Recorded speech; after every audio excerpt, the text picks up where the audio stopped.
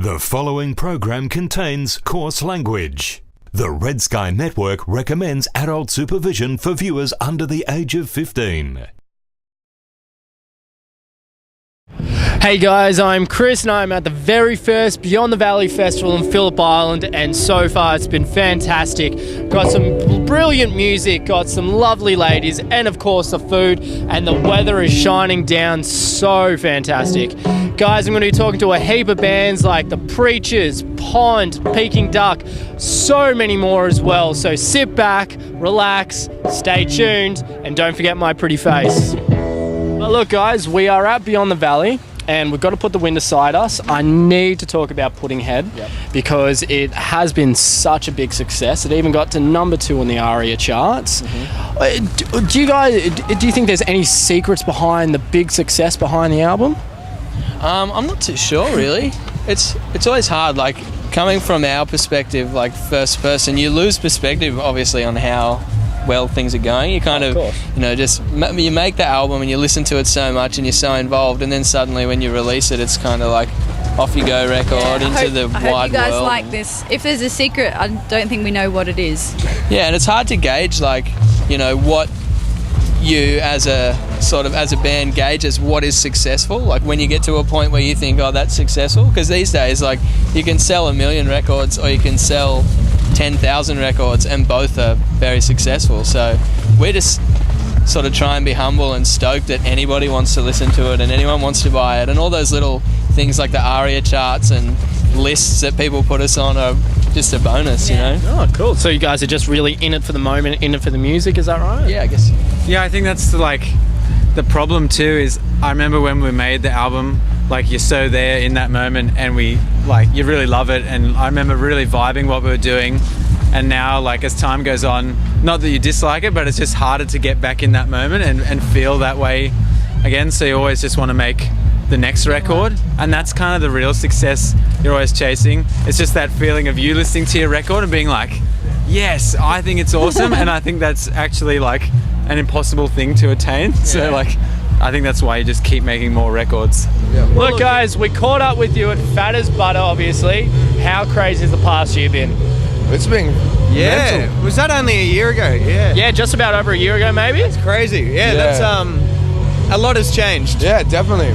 It's safe to say. So tell me then, elaborate, what has changed with you guys? We released High and then we went over to America and we did a little tour over there, and then when we got back, it's like everything just changed. It was like a whole, because all the pop, it was on pop we radio. Noticed it wasn't like just people that were on their way to becoming a DJ. Like lots of bedroom DJs used to be our fan, and that was like how we got booked, was like being people that made tracks for DJs. And then after High, we noticed like we had fans. There were actually girls in the line. We were like, there were girls. Actual girls. Real females. Real girls with breasts and buttocks. No bloody boobies. I'm not joking. They were voluptuous They had women. real boobies. Sorry, hard to believe. I'm sorry, guys. Yeah, I know. But no, we got back. We played a show in Perth, and it was just so different. Yeah, and then every show since that one, there's been girls at the show. And it's nuts. You're pulling my leg. I think it seems like we are, It's but a I'm not crazy even doing that. Well, no, I'm glad you've actually got a female fan base now. It's great. But I got love for my girls. We've got to give it back to the boys soon, though, right? Soon, all right. I want some love, mate. Yeah, I know you do. I can see those eyes. He's a dirty dog. Ooh, He's a dirty I feel dog. a bit of sexual tension here. Maybe a lady, Emma. Anyway. You guys brought up High, the song, a fantastic song you guys released, and you worked with Nicole Miller on that, and you even got an ARIA award. Yeah. Were you guys expecting such high expectations for the song? Oh, he's good. No, definitely not. We just we always have a bunch of beats there, a bunch of songs just sitting there, but that felt like the right one to pick at that time. And it exceeded our expectations. It felt right because it was, I guess, the most different to the other things we'd put out, and like maybe like it might not do well, but it'll at least open some doors for us to experiment more with styles and go through different worlds and realms. Different worlds and realms, and getting deep into the abyss. Different females as well? Different girls. females. No, but it was we didn't think it'd go as crazy as it did, so which is really cool. Hey guys, I'm here with the handsome Ben. Ben, is it? All right, so look, I'm loving the haircut and everything, Ben. Now, Actually, here. who did your haircut, mate? All right, over there. She did it for me. All right, Brian, after we're done with this, I need to go grab a haircut, all right, mate? Anyway, though, I need to know a little bit about yourself. Now, who were you here to see at Beyond the Valley? Me or come here, Peking Duk, Motors tonight, Friend Within. It's going to be nuts later. I can't wait. Who's been the best so far? So far, Ivan Ooze is killing it at the moment over here. Yeah, they are. Who did I see? The LTM crew yesterday were nuts as well, and Peking Duk just killed it, even though I was kind of a bit too drunk. You can never be too drunk for Peking Duk. It's all right, mate. You released Trippin', Yep. and you just played it live, and it was fantastic, Thank you very brother. much. Now, well done. What's it like bringing new recorded stuff live? Is it a little bit tricky? It sort of is a bit tricky. It just depends on like who's like heard it and all that sort of stuff. Yeah.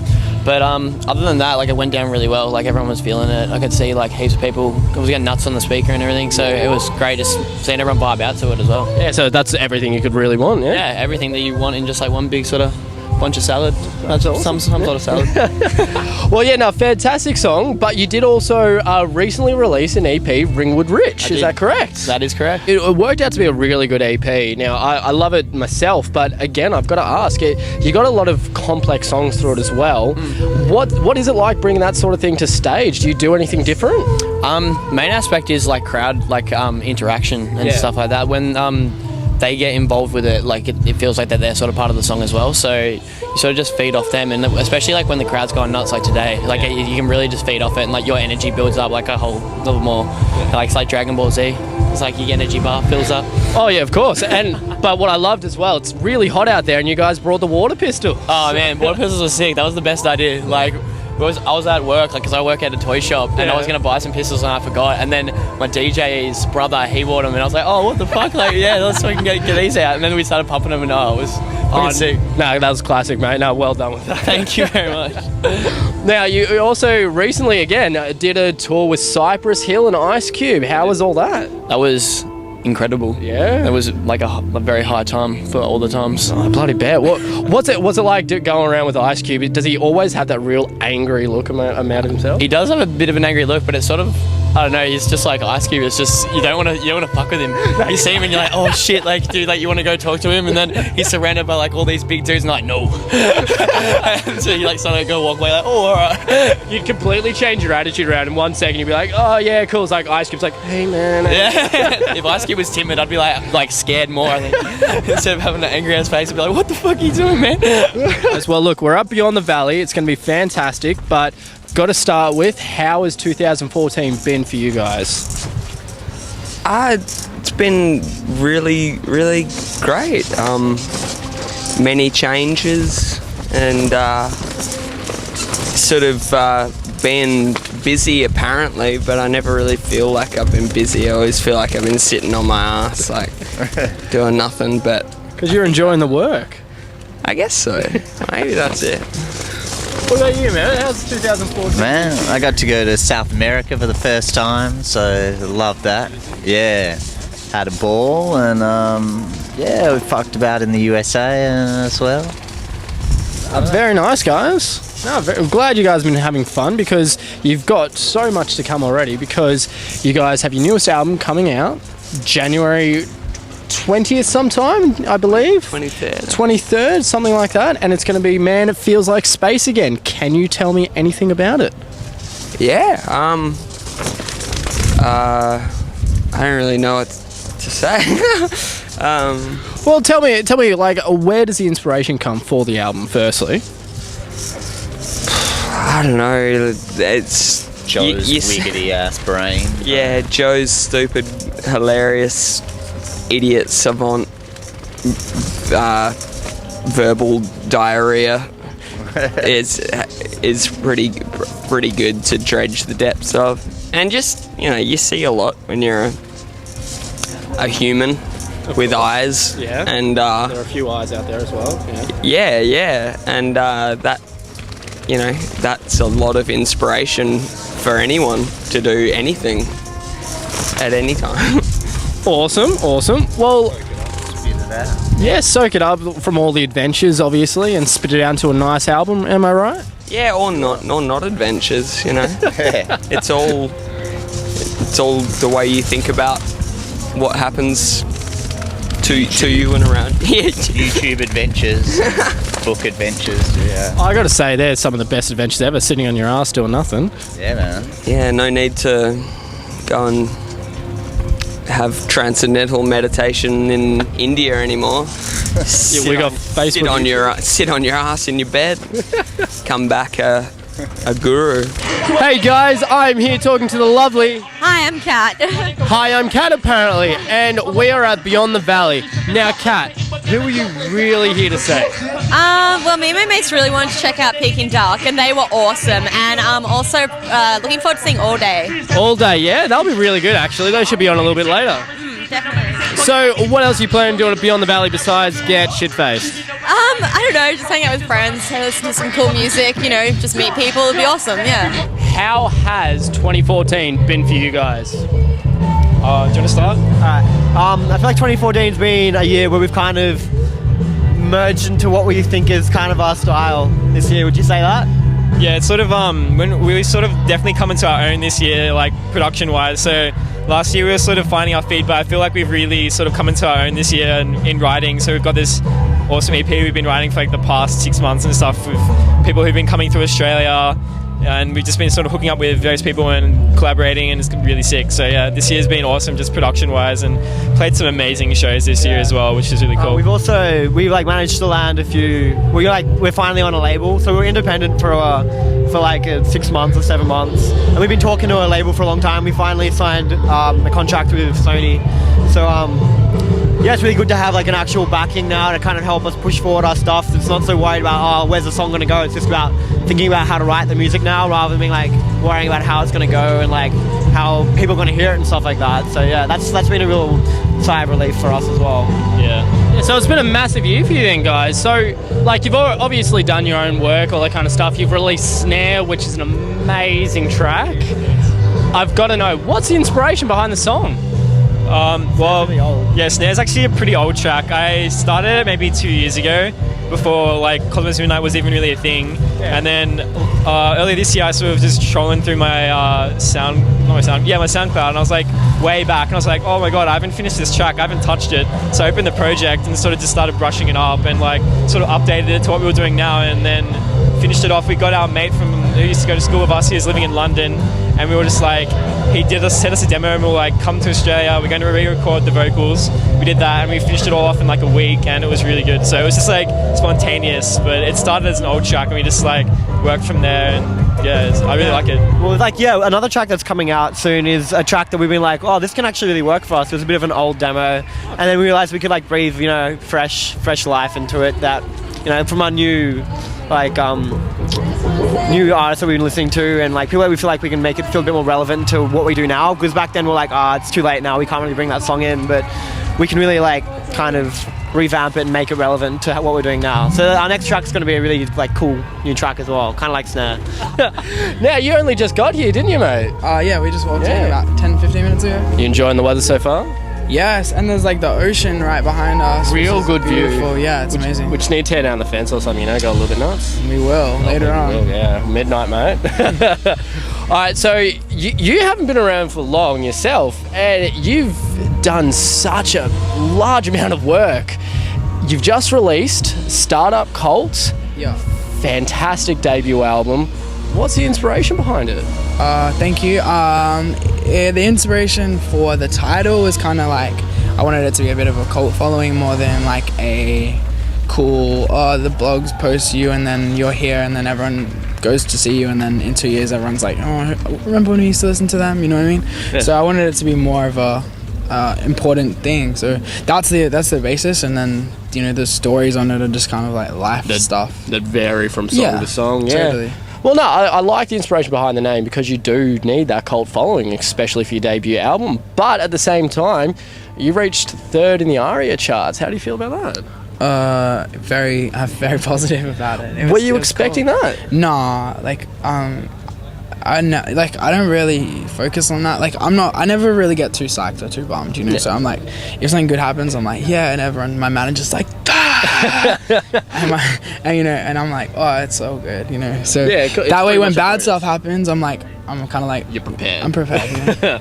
So anything that really good that happens, it's pretty much a bonus. You know, you're just totally. enjoying the moment. Totally, like focus on the process. Of course. Now, like I said, it's been a big year for Allday, big 2014. But what's on the cards for 2015?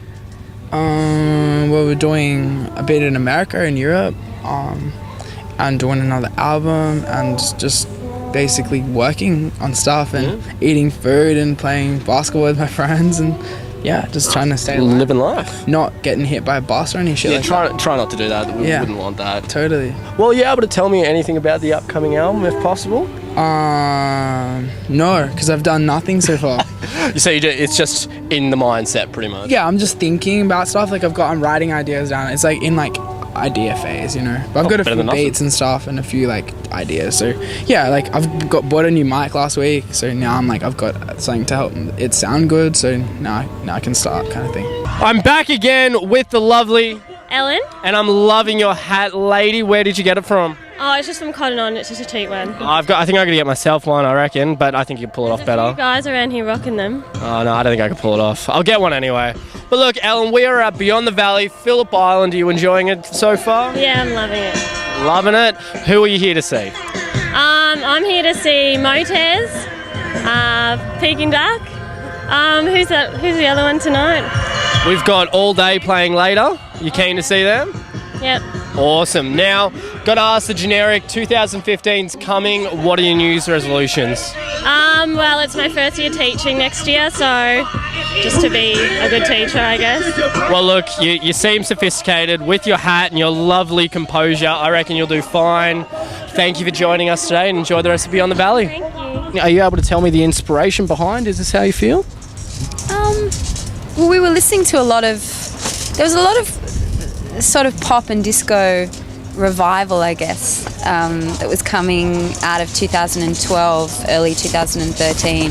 Jack and I were listening to like Here We Go Magic and Metronomy's record, the English Riviera, and Chairlift record. Chairlift, which was kind of 80s. Older stuff. I mean, that Daft Punk record came out, but also Roxy Music and. Well, Daft Punk came out after we released Is This How You Feel, so we hadn't heard anything off the Daft Punk record. That came out literally like a few months afterwards. Don't get me wrong, Is This How You Feel is amazing, but I'm looking forward to Blue Planet Eyes play live. Yeah. Like, you guys have done it before already. How is it bringing the recorded stuff to your live bass? Is it any different? Yeah, it's very different. I mean, we don't really like to do stuff like the record. We've always been, like, as people, I think we like going to see shows that are live shows. They're not, you don't really want to go and see a carbon copy of what's on the record. Of course not, no. I think you want to see a show, and that means things going wrong and, you know. Certain amount of danger. Certain amount of danger. Oh, we love the danger, obviously. Yeah. That's what we need from it. I think the best thing about shows is that they're not perfect, whereas on the record you can shoot for whatever that perfection might be or mean to you, you know. No, I but get when that. it's a show, it's just all about the moment. You guys recently toured, though. How was the big tour for you guys? Man, it's like a holiday because you're just hanging out with your mates. But it's a holiday where, like, when you go to a city, people want to talk to you, as opposed to those holidays where you just show up and you're a stranger, you know. It's nice. It's like you get welcomed with open arms in every city. You're used to people ignoring you or something? I am, actually. I just kind of fade into the background quite a lot. I find that so hard to believe. I got to be honest. You got to believe it, man. I'm a ghost, a shadow. You're a ninja. Yeah. That's why you're on black. Yeah, but the tour was sick, man. The tour was crazy. So many people. Like, it was literally the most fun month of my life. Put out an album, tour with your mates. That's all you can ask for. Definitely. Highlight of the tour, guys? The tour was probably the Enmore Theatre. We did the Sydney show there. It's been a big goal of ours for a long time, and we smashed it. It was mad. Sick. Yeah. On to the next one. Ah, good to hear. I'm glad. Do you guys have any plans for the next tour after Beyond the Valley? Man, just rolling with the punches. I mean, we're all going to get into our, personal or individual Solo projects. Yeah, 'cause you guys do a lot. Spit Syndicate have an album next year. Jackie Onassis have an album next year. Joyride has an album next year. The Meeting Tree as well, which is Raph and I. We got something cooking. So Horror Show too. Horror Show. Yep. I think that's all of us. I think Horror Show are going on holiday. So in summing, big shit popping, little shit stopping. It's true. Jesus, so you guys got a massive year, 2015 coming up. Yeah, One Day Sundays as well. We're taking national. It's a party we throw in Sydney. Yeah. We've got One Day Sundays going to Melbourne, going to Perth, going to Brizzy a lot next year as well. We're going to start making political donations. We're going to start a philanthropic foundation to support the arts. Love your work, mate.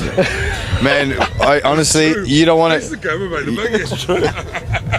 It is true. We recently just partnered up. We partnered up with Youth Off the Street. We made a donation of $2,500, and it feels good that we did that. Awesome. We're ambassadors for that. We just bought a vase at our site. You don't want to see us at a silent auction, man. For real, you better come with your checkbook out, man. It's 1 a.m. January 1st, 2015, and Beyond the Valley has been phenomenal. People have been alright, music even better. But guys, seriously, thank you to all the team of Beyond the Valley. Hopefully the same for next year. But until then, make sure you check out Red Sky Music on our Facebook. And of course, check out IINet with our free zone where you can look at previous interviews and concerts. But until next time, enjoy your 2015, ladies and gents.